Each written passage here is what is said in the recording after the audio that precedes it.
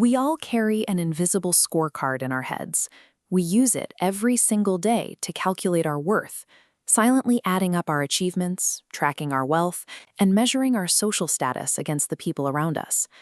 Naturally, we project this transactional logic onto our relationship with God.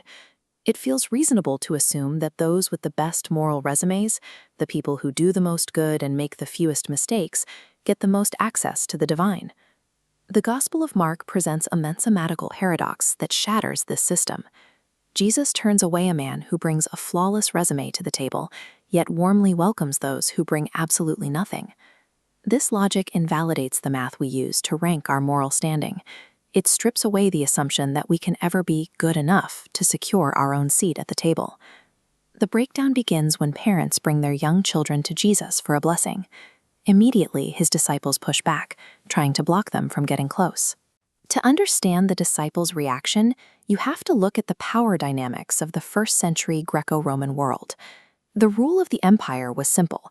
You do not waste a leader's valuable time on individuals who offer zero political or social leverage.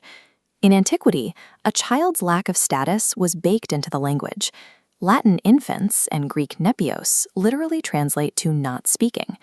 Practically, this meant zero legal rights, zero negotiating power, and zero social capital. They were entirely dependent on the grace of authority. And this is exactly why Jesus enthusiastically receives them. Their complete lack of leverage is not a weakness to be overcome. Coming with nothing to offer is the exact prerequisite for receiving grace. Right after this, Jesus encounters the polar opposite.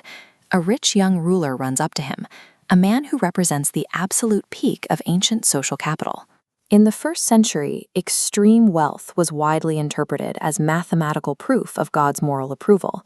If you were rich, the cultural assumption was that you were doing everything right, and this man had the perfect religious resume to back it up. He had successfully kept all the neighbor-focused commandments. He didn't steal, he didn't murder, and he didn't cheat anyone. Jesus forces a confrontation with the man's deepest allegiance.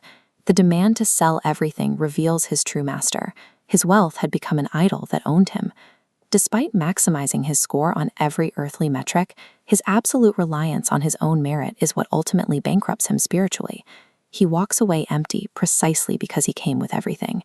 When Jesus tells him to give his wealth to the poor and follow him, the young man's face falls. The blessed ruler turns his back and walks away completely devastated. Then Jesus drops a statement that absolutely horrifies his disciples. He tells them it is easier for a camel to go through the eye of a needle than for a rich person to enter the kingdom of God. For centuries, a myth has circulated to soften the blow of this teaching. You might have heard a rumor about a low, narrow entrance in Jerusalem's walls called the Needle's Eye Gate, where a camel supposedly had to get on its knees to squeeze through. Historical research confirms this gate never existed. Jesus used a literal impossibility to underscore that reaching God through self-merit simply cannot be done. Jesus establishes that earning your way into the kingdom is mathematically impossible for anyone. The invisible scorecard we spend our entire lives obsessing over is ultimately useless. The currency of this world, accolades, achievements, status, simply does not spend in the economy of the kingdom of God. The children received everything because they had absolutely nothing to leverage, relying solely on grace. The ruler walked away with nothing because he tried to buy his place with perfection. The entire framework of human merit completely collapses under the crushing weight of its own impossible demands. This kingdom belongs to those who drop the achievement-based resume and approach God with nothing but their own need.